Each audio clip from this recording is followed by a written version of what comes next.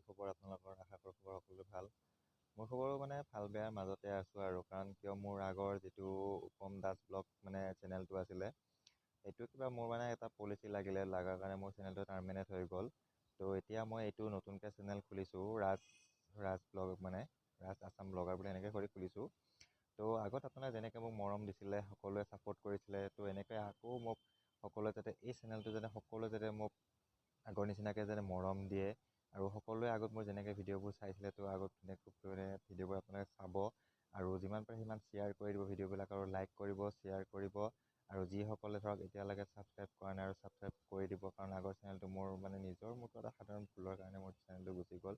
আৰু ট্ৰাই কৰি আছোঁ, কিছুমানে কৈছে চেনেলটো আনিব পাৰি বুলি, চাওঁ কিমান মানে সক্ষম হওঁ চেনেলটো আনিবৰ কাৰণে গম নাপাওঁ।